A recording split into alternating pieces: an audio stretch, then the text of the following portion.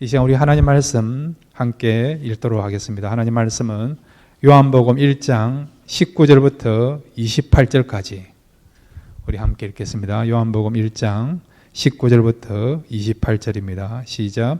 유대인들이 예루살렘에서 제사장들과 레위인들을 요한에게 보내어 내가 누구냐 물을 때에 요한의 증언이 이러하니라. 요한이 드러내어 말하고 숨기지 아니하니 드러내어 하는 말이 나는 그리스도가 아니라 한데 또 묻되 그러면 누구냐 내가 엘리야냐 이르되 나는 아니라 또 묻되 내가 그 선지자냐 대답하되 아니라 또 말하되 누구냐 우리를 보낸 이들에게 대답하게 하라. 너는 내게 대하여 무엇이라 하느냐 이르되 나는 선지자 이사야의 말과 같이 주의 길을 곧게 하라고 광야에서 외치는 자의 소리로라 하니라. 그들은 바리새인들이 보낸 자라.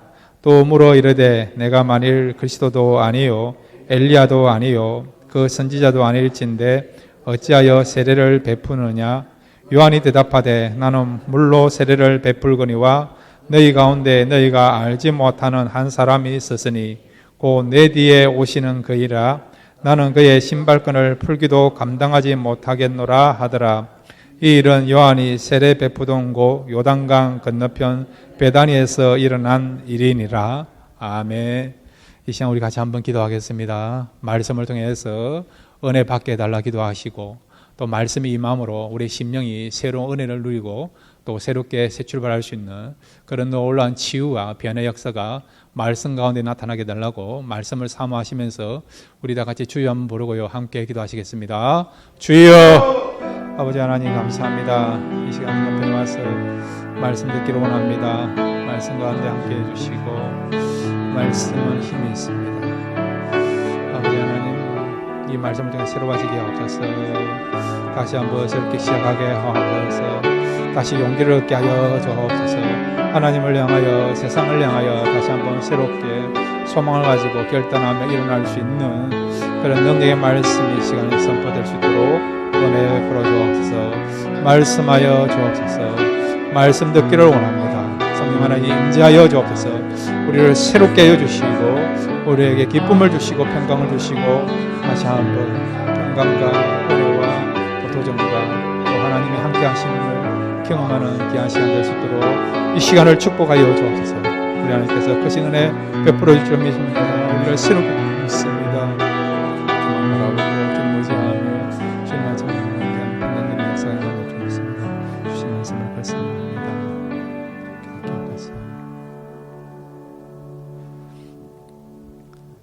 하나님 아버지 이 시간 말씀 듣기를 원합니다. 말씀 가운데 역사하여 주옵소서. 말씀이 우리의 영과 혼과 육을 타치함으로 말미암아 회복의 역사 일어나게 해주시고 우리 마음에 있는 모든 어두움과 두려움과 염려들이 물러가고 다시 밝음과 기쁨과 생명 얻는 역사가 이 시간 말씀을 듣는 가운데 일어나도록 은혜 베풀어 주옵소서. 주실 그 말씀을 사모하면서 듣기를 원합니다. 예수님의 이름으로 기도드렸습니다. 아멘.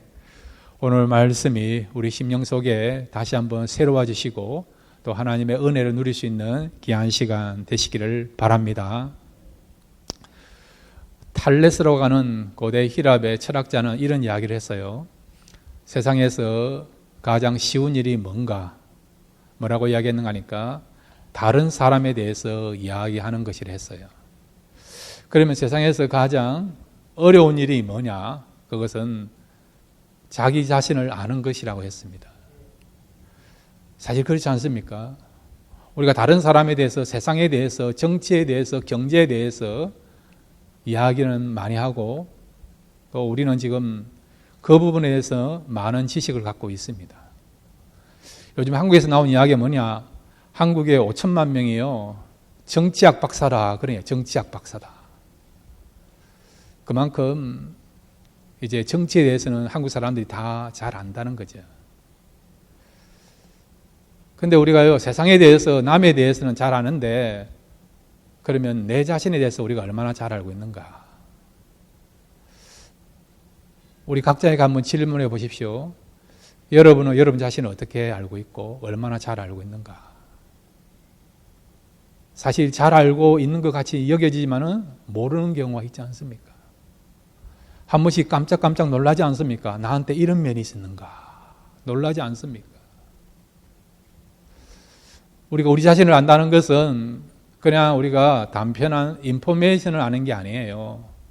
내가 뭘 좋아하고, 내가 어떤 백그라운드를 갖고 있고, 그 다음에 나의 그런 어떤 제일 좋아하는 부분들이 뭔지, 또 내 출신이 뭔지, 이런 어떤 단편한 그런 어떤 지식을 가지고 우리가 안다라고 이야기할 수 없습니다. 내 자신을 안다는 것은 여러분 존재론적인 그런 안다라고 우리가 여겨져야 된다는 거죠. 내가 왜 태어났고, 내가 어디로 가고 있고, 무엇을 위해 살고 있는가. 이 부분에 대해서 정확한 답을 가지고 우리가 살아갈 때 내 자신을 안다고 할 수 있습니다. 자, 오늘 본문을 통해서 여러분 자신을 알 수 있는 귀한 시간 되시기를 바랍니다. 그리고 우리 인생의 삶의 근원 되시고 목적 되시는 주님에 대해서도 정확하게 알고 그것을 붙잡고 살아갈 수 있는 저와 여러분 되시기를 바랍니다. 오늘 본문에 보면 세례 요한은요, 자기가 누구인가를 분명히 알고 있어요. 또한 그가 증거하고 있는 예수님이 누군가를 분명하게 알고 있습니다. 오늘 세례 요한의 고백과 삶을 통해서 우리 자신도 알고 또 주님에 대해서 정확하게 알 수 있는, 그래서 영적인 지식이 되어지는 귀한 시간 되시기를 바랍니다. 자, 먼저 세례 요한은 자신을 누구라고 증거하고 있는가? 두 가지를 먼저 생각하겠습니다. 한번 따라해 주시기 바랍니다. 나는 메시아가 아니다. 예, 세례 요한은 분명하게 자기 자신을 이야기하기로 나는 메시아가 아니다라고 이야기하고 있습니다.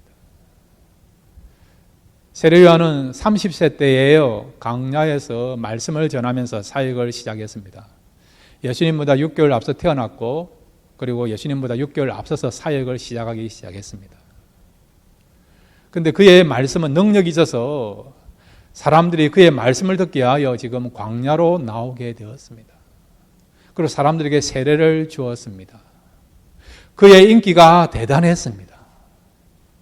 유대 전역이 떠들썩할 정도로 모든 관심이 지금 세례 요한에게 집중되어 있는 그런 가운데 있습니다.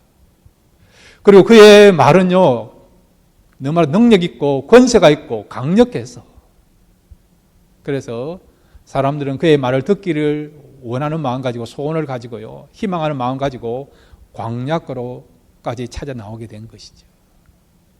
그리고 그의 말은 얼마나 영향력이 있었는가? 자, 여러분 누가복음 3장 10절부터 14절까지 같이 한번 읽겠습니다. 시작. 무리가 물어 이르되 그러면 우리가 무엇을 하리까? 대답하여 이르되 옷 두 벌 있는 자는 옷 없는 자에게 나눠줄 것이요 먹을 것이 있는 자도 그렇게 할 것이니라 하고, 세리들도 세례를 받고자 하여 와서 이르되 선생이여 우리는 무엇을 하리까 하매 이르되 부과된 것 외에는 거두지 말라 하고, 군인들도 물어 이르되 우리는 무엇을 하리까 하매 이르되 사람에게서 강탈하지 말며 거짓으로 고발하지 말고 받는 급료를 족한 줄로 알라 하니라. 아멘. 무리들, 유대인들이요, 세례요한 앞에 나와서 우리가 무엇을 하면 좋겠습니까? 라고 물은 거예요. 말씀에 대한 찔림을 받고 도전을 받고 우리가 어떻게 하면 좋겠습니까? 묻게 된 것입니다. 그뿐만 아니라 세리들도 마찬가지죠. 세리들도 우리가 어떻게 하면 좋겠냐고, 만약에 우리가요 잘못된 삶을 살았다 한다면, 혹시 남의 것을 우리가 강탈하거나 탈취했다고 한다면 나눠주겠다라고, 그렇게 선행을 하겠다고 하는, 구제하겠다고 하는 그런 결단까지 하게 된 것이죠. 군인들, 로마 군병들 마찬가지예요. 이 로마 군병들이 얼마나 포악한 사람들입니까? 잔인한 사람들입니까? 폭력죄입니까? 이렇게 인정도 없는 군인들까지도 세례요한의 말씀을 듣고 메시지를 듣고 감동받아서, 그러면 우리는 어떻게 했으면 좋겠습니까? 라고 그렇게 겸손한 마음을 가지고요, 우리가 바르게 살겠다고, 선하게 살겠다고 고백하고 결단하는 일이 일어나게 된 것이죠. 이렇게 여러분, 세례요한의 그 메시지는 강력했고, 그 당시 선지자나 그 다음에 그 당시 서기관이나 그 그 당시에 어떤 바리새인들 종교 지도자와 다르게 사람들에게 강력한 영향력을 미치는 그런 메시지가 되게 된 것입니다.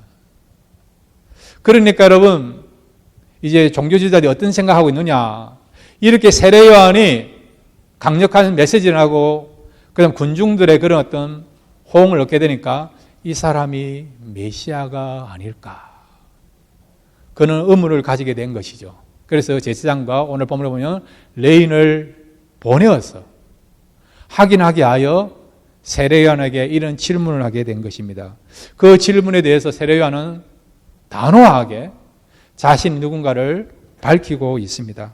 오늘 성경 여러분, 요한복음 1장 19절부터 21절까지 함께 읽겠습니다. 시작.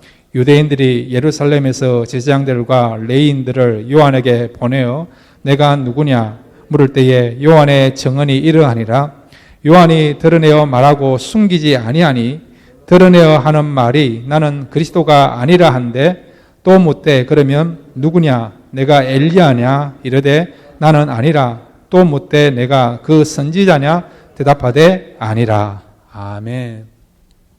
요한은 분명하게 자기가 누구인가 아닌가를, 누구인지 아닌가를 이야기하고 있어요. 우리가 자신에 대해서 두 가지를 알아야 돼요. 내가 누구인가와 누구인지 아닌가를 분명하게 알고 있어야 됩니다. 이 부분에 헷갈리면 안 되는 거예요. 이단 교주의 문제는 뭡니까? 자기가 아니면서도 아니다고 이야기하지 않고 내가 누구이다고 이야기하는 사람이 있지 않습니까? 과거에 박대선이 그랬고 문성명이 그랬고 지금의 이만희가 그렇고 스스로가 메시아가 아님에도 불구하고 나는 메시아다, 나는 재림주다, 보혜사 성령이다, 그렇게 이야기하지 않습니까? 오늘 본문의 이 세례 요한은요, 지금 군중들의 인기를 얻고 있어요. 누가 보다도 저 사람이 메시아가 아닐까, 우리가 그리던 소망하던 메시아가 아닐까, 그런 어떤 강력한 이미지를 주고 있는, 영향력을 미치고 있는 그런 인물이 세례 요한이에요. 지금 사람들이 따르고 있고 또 제자들이 따르고 있습니다. 얼마든지 그런 질문을 받았을 때 내가 메시아다, 메시아가 아니면 메시아 앞에 오는 엘리야가 있는데, 그러면 성경이 말한 메시아가 오심을 증거하는 엘리야다, 그렇게만 이야기하더라도요, 사람들은 세례 요한을 더 신뢰하고 따를 수 있는, 영웅 대접을 받을 수 있는 그런 상황입니다. 그 다음에 그 선지자냐, 신명기 18장 15절에 보면 모세가요 이렇게 말씀했어요. 내 뒤에 나와 같은 선지자를 하나님께서 보내실 것이다. 그 선지자는 누구냐? 바로 예수님, 즉 바로 메시아를 말하는 거예요. 얼마든지 사람이 원하는 대로, 요구하는 대로 내가 그 선지자다 이야기해버리면 그 말 한마디에 모든 군중들이 더욱더 세례 요한을 따르게 되고 그를 존경하게 되고 또 그의 제자가 될 수 있는 그런 상황이에요, 여러분. 그의 인기가 계속해서 유지되고 올라갈 수 있는 그런 상황입니다. 근데 세례 요한은 뭐라고 이야기합니까? 나는 메시아도 아니고 메시아 앞에 오는 엘리야도 아니고 나는 그 선지자도 아니라고 분명하게 자기 자신이 누군가를 소개하고 있는 것을 보게 되죠. 여러분, 여기에 세례 요한의 그런 어떤 말씀의 능력이 여기에 나타난다는 것을 말씀해 주고 있죠. 그 당시 여러분 유대 사회에서 서기관들이 있었어요. 이 사람은 성경 전문가입니다. 요즘 말하면 신학 박사와 같은 사람이에요. 바리새인들도 얼마나 율법과 성경을 잘 알고 있습니까? 그럼에도 불구하고 광야에서 외치는 그 세례 요한의 소리를 듣게 하여, 말씀을 듣게 하여 왜 사람들이 광야까지 찾아 나갔습니까? 그 이유는 뭐냐?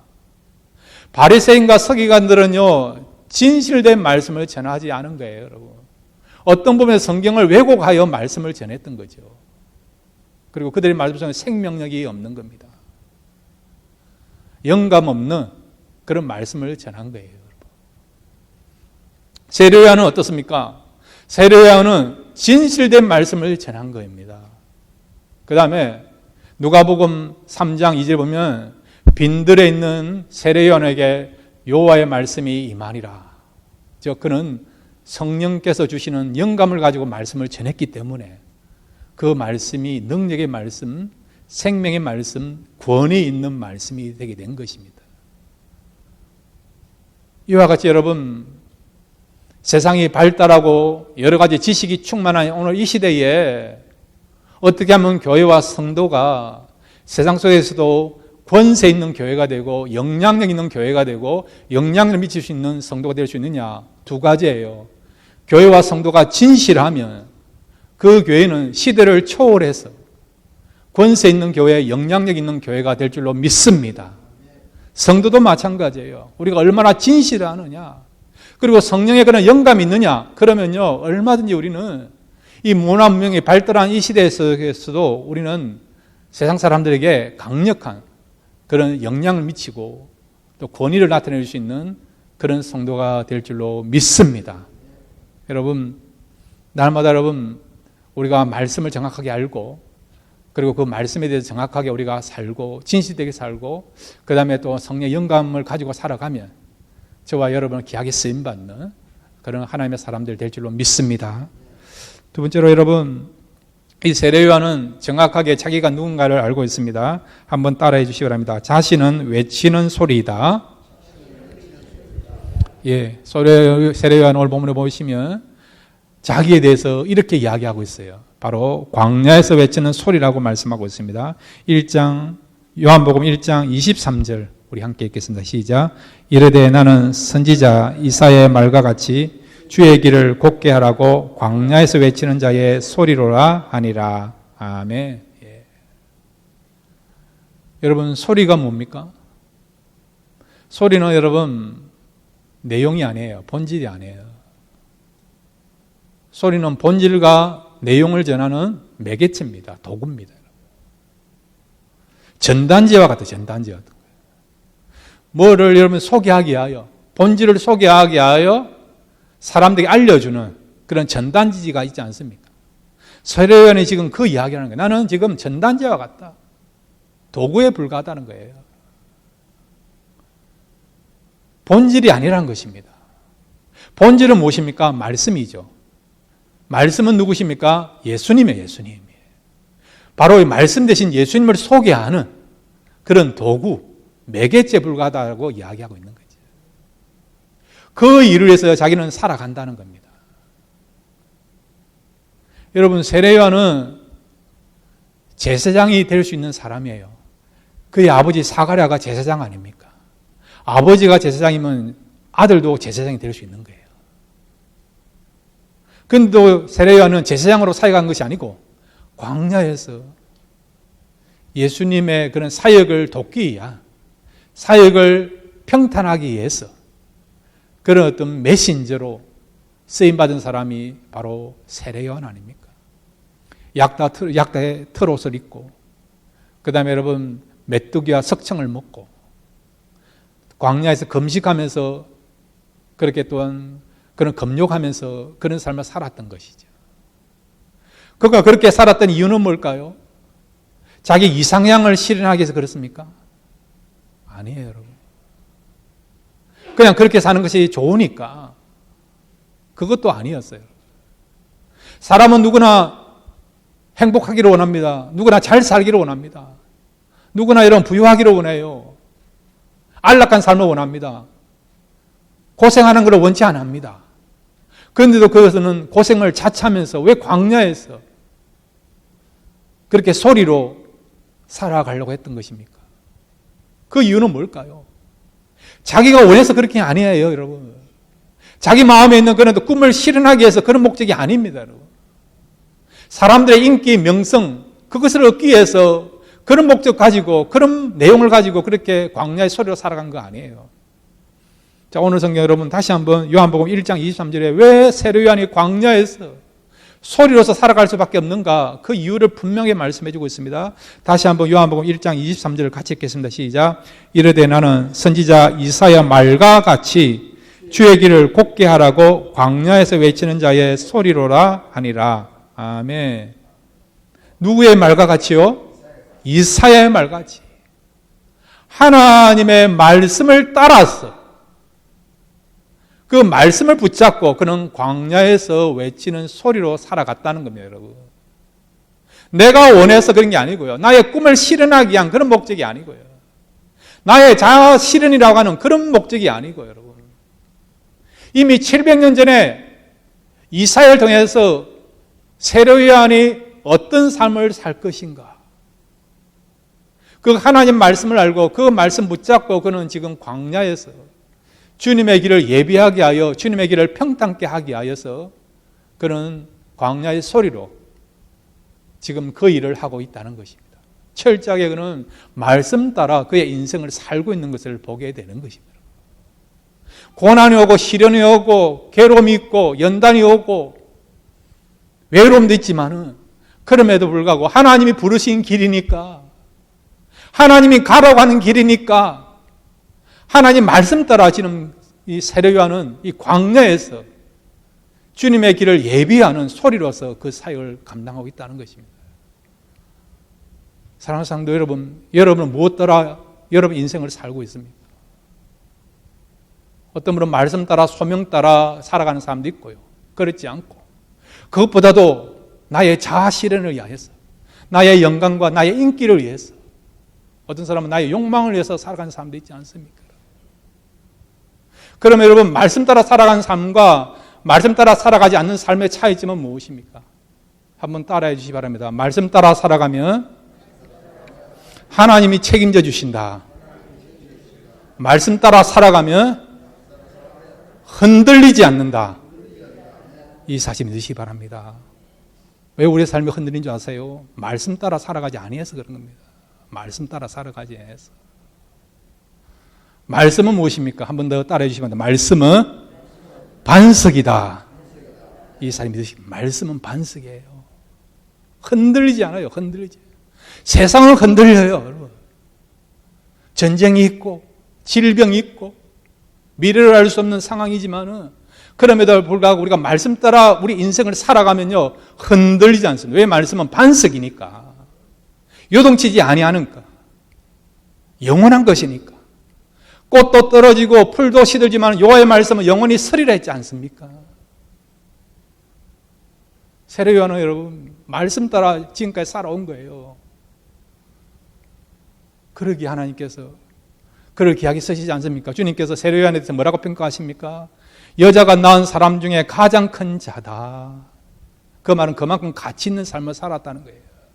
구약에 여러분 세례요한보다 더 위대한 선지자 있죠. 모세도 위대했고 엘리야도 얼마나 위대합니까? 다니엘도 얼마나 위대합니까? 여러분. 그럼에도 불구하고 세례요한은 말씀 따라 살아갔으니까 그것이 하나님 보시기에 너무 귀한 삶이란 거죠. 가치 있는 삶이란 것이죠. 그래서 여자가 낳은 사람 가운데 가장 큰 자라고 칭찬받게 된 것이죠. 여러분 인생 무엇을 가지고 살겠습니까? 한번 자신을 돌아보시길 바랍니다. 오늘 이 시간요. 과연 지금까지 내가 말씀 따라 살아간다고 말했지만 그렇게 살고 있는지, 아니면 나의 욕망과 나의 이기심을 추구하기에 살아가는 건지 한번 점검해 보시고 오늘 예배 시간을 통해서 말씀을 통해서 다시 한번 우리 인생을 새롭게 시작할 수 있는 귀한 시간 되시기를 바랍니다. 말씀 따라 새롭게 살아가십시오. 그러면 하나님이 책임지십니다. 그렇게 살면 후회하지 않습니다, 여러분. 그렇게 살면 여러분 흔들리지 않고 굳건한 마음을 가지고 하나님 주신 사명 따라 살아가는 저와 여러분이 될 줄로 믿습니다. 세례요한처럼 말씀 따라 살아가시는, 말씀을 기초로 해서 살아가시는 그런 저와 여러분 되시기를 바랍니다. 그 다음에 여러분, 세례요한은 예수님에 대해서 뭐라고 지금 증거하고 있습니까? 한 가지만 생각하겠습니다.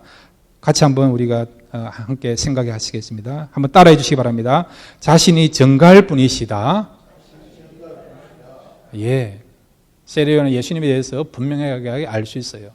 예수님에 대해서 정확하게 말씀하고 있습니다. 자신이 증거할 분이라는 것입니다. 자, 다시 한번 요한복음 1장 23절을 우리 함께 읽겠습니다. 시작. 이르되 나는 선지자 이사야 말과 같이 주의 길을 곧게 하라고 광야에서 외치는 자의 소리로다 하니라. 아멘. 예.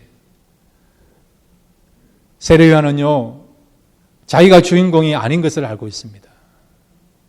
나는 내 뒤에 오실 그분 예수님을 전가하게 하여 그분이 사역할 수 있도록 길을 닦고 예비하는 그 일을 맡은 것이 자기의 삶인 것을 알고 있습니다. 그러니까 세례요한은 철저하게 자기를 위하여서 사는 것이 아니고요, 예수님을 위해서 사는 것을 바로 알고 있는 것을 우리가 본문 속에서 발견할 수 있는 것입니다. 자, 여러분 누가복음 우리 3장 4절부터 6절까지도 같이 한번 읽겠습니다. 시작. 선지자 이사야의 책에 쓴 바 광야에서 외치는 자의 소리가 있어 이르되 너는 주의 길을 준비하라. 그의 오실 길을 곧게 하라.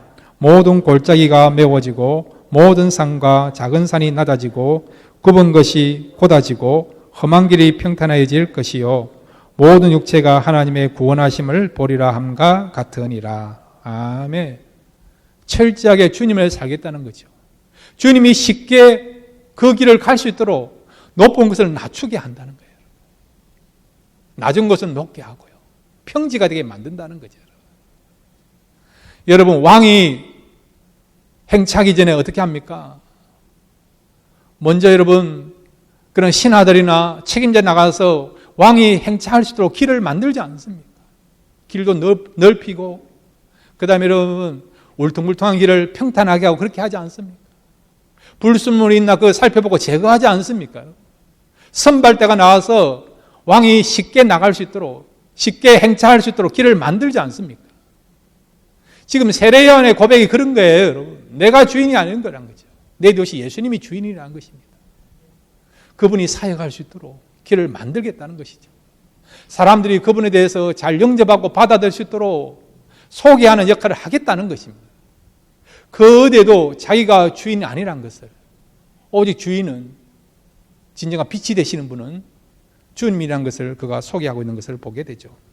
요한복음 여러분 1장 8절과 9절도 같이 읽겠습니다. 요한복음 1장 8절 9절입니다. 시작.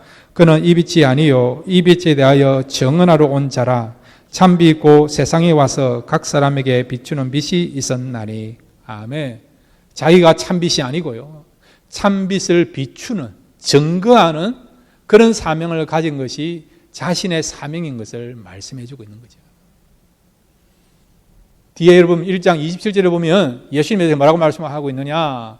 나는 예수님에 대해서 신을 푸는 것도 감당치 못한다라고 이야기하고 있습니다. 그 당시 사회에서 여러분 신을 묶고 풀고 하는 일은 누가 할까요? 종이 하는 거예요. 종이나 노예가 하는 겁니다. 그러니까 세례요한이 나는 예수님의 신을 푸는 것도 못한다, 그 말은 뭐냐? 나는 예수님의 종도 못 된다는 거예요. 그만큼 예수님 앞에서 자기는 연약한 존재인 것을, 부족한 존재인 것을, 무가치한 존재인 것을 그가 드러내고 있고 소개하고 있는 것을 보게 되죠. 그 다음에 또 요한복음에 보면 여러분, 그는 흥하여야겠고 나는 쇠하여야 하리라. 예수님은 흥해야 되고 나는 쇠하여야 되리라. 나는 들러리에 불과하다는 것을 소개하고 있는 것을 알게 되죠. 그러니까 세례요한은 철저하게 예수님에 대해서 알고 있어요. 예수님은 누구냐? 나의 삶의 목적이 되시는 분, 내가 전가할 뿐이라는 것을 그는 알고 있고 그렇게 소개하고 있는 것입니다. 이와 같이 저와 여러분도 우리 인생의 주인은 주님이 되어야 될 줄로 믿습니다. 우리의 존재 이유도 내가 아니고요, 주님이 되시고 주님 때문에 산다고 하는 그런 마음을 가지고 살아야 될 줄로 믿습니다. 여러분, 하나님이 우리를 세상에 태어나게 하신 것도 그렇고 하루하루 살아가게 하는 것도 그렇고요, 하나님 앞에 가는 그날까지 우리의 존재의 목적과 삶의 목적은 주님이십니다. 주님이 드러나도록 하게 하여 주님이 우리의 삶 속에서 진정한 주인으로, 구주로, 영광받으실 분으로 드러나도록 하게 하여 우리를 태어나게 하시고 살아가게 하신 것입니다. 이 부분에 대해서 정확하게 삶의 목적을 가진 사람이 또 한 사람이 있어요. 로마서 우리 14장 8절 사도 바울의 고백을 우리 같이 한번 읽겠습니다. 로마서 14장 8절입니다. 시작. 우리가 살아도 주를 위하여 살고 죽어도 주를 위하여 죽나니 그러므로 사나 죽으나 우리가 주의 것이로다. 아멘. 이 고백이 저와 여러분의 고백이 되기를 바랍니다. 빌립보서 1장 20절과 21절을 보면 사도 바울의 소원이 뭐냐? 예수님이 존귀케 되는 거라고 말씀하고 있어요. 예수님이 존귀케 되는 거. 예수님이 존귀케 될 수 있다면 나의 죽음은 유익하다라고 말씀하고 있습니다. 내가 만약에 죽는다 하더라도 그것 때문에 주님께서 영광을 받으시고 존귀함을 받을 수 있다 한다면 자기는 목숨을 걸어서라도 그 일을 감당하겠다고, 그 일을 갖겠다라고 고백하고 있는 것을 우리가 볼 수 있어요. 참 귀한 마음 아닙니까? 여러분, 이번 한 주간도 우리의 삶의 존재의 목적은 나를 위하여 사는 것이 아니고 나를 구원하기 위하여 십자가에서 피 흘리고 살 찢어진 그 주님을 드러내고 그 주님을 전가하기 위하여 우리가 살아가는 것입니다. 이것이 참된 인생의 목적입니다. 이런 바른 목적 가지고 살아갈 때 하나님께서 인정하시고 축복해 주시고 은혜 베풀어 주셔서 주님을 더욱더 전가하게 하고 주님을 드러내는 일에 귀하게 쓰임받는 저와 여러분이 될 줄로 믿습니다. 이런 삶을 살아가시는 이번 한 주간 되시기를 주님의 이름으로 축원드립니다. 이 시간 우리 다 같이 일어나서 한번 기도할까요? 다시 한번 결단하십시다. 말씀 붙잡고 살아가겠습니다라고, 삶의 방향이 말씀이 되기를 바랍니다라고 그런 마음 가지고 결단하시고 고백하시길 바라고요. 그 다음에 우리의 삶이 이제 주님이 되기를 원합니다. 주님을 드러내고 주님을 증거하게 살아가겠습니다라고 그렇게 할 때 하나님의 크신 은혜가 우리 마음에 풍성하게 임하게 될 줄로 믿습니다. 말씀을 생각하시면서 우리 다 같이 주여 한번 부르고 함께 기도하시겠습니다. 주여! 아버지 하나님 감사합니다. 이 시간 저희들 다시 한번 우리의 삶의 방향을 결정하기를 원합니다. 지금까지 아버지 하나님 내 자신을 위해서 살았다고 한다면 아버지 하나님 이제 그런 마음을 내버리게 하여 주옵소서. 말씀이 우리의 기초가 되게 하여 주옵소서. 말씀 따라 살아가게 하여 주옵소서. 그래서 이 말씀 살아갈 때에 어려움이 여기 신이 온다 하더라도 흔들리지 않도록 도와주옵소서. 그래서 하나님을 기뻐시게 하여 주시고 하나님께 영광 돌리도록 도와주시고 정말 하나님 뵀을 때 우리가 정말 자리다 충성된 삶이었다라고 칭찬받는 인정받는 그런 삶을 살게 하여 주옵소서. 아버지 하나님 지금까지 우리를 드러내게 하여 우리가 인정받게 하여 그렇게 살아왔단다면 아버지 하나님 그런 마음을 내버리게 하여 주옵소서. 우리가 사나 죽으나 주의 것이라 했습니다. 오직 주님이 존귀케 되도록 그런 마음 가지고 살게 하여 주옵소서. 내 안에 사는 이는 그리스도라 했으니 나의 죽음은 유익하되었으니 주님이 영광 받을 수 있다고 한다면 주님이 드러날 수 있다고 한다면 아버지 하나님 우리가 어떤 모습으로 인정받는다 하더라도 우리는 그것 때문에 낙심하지 않도록 우리의 마음과 생각을 주장하여 주셔서 온전히 정말 하나님의 뜻을 나타내고 주님을 기쁘시게 할 수 있는 그런 복된 삶을 살아가시도록 축복하여 주옵소서. 그렇게 좀 믿습니다. 하나님 보시옵소서.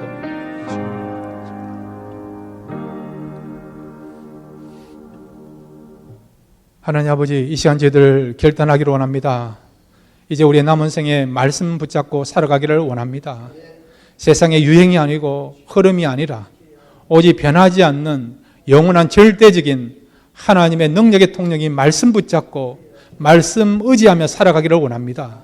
뿐만 아니라 아버지 하나님 이제 우리의 삶이 나를 드러내고 내가 영광받는 것이 아니고 나를 살리시고 구원하신 주님을 위하여 살기를 원합니다. 살아도 주를 위하여 살고 죽어도 주를 위하여 죽을 수 있는 정말 주님이 우리의 삶 속에서 왕이 되시고 주님이 드러나고 주님이 영광받기 위하여서 그런 선한 목적을 가지고 살아가게 하옵소서. 그렇게 했을 때에 이 삶은 후회되지 않고 하나님이 인정하고 하나님께서 영광받으시는 그런 삶이 될 줄로 믿습니다. 이번 한 주간도 나를 통해서 주님이 드러나는 복된 삶이 될 수 있도록 은혜 베풀어 주옵소서. 그렇게 인도하실 줄로 믿습니다. 예수님의 이름으로 기도드렸습니다. 아멘.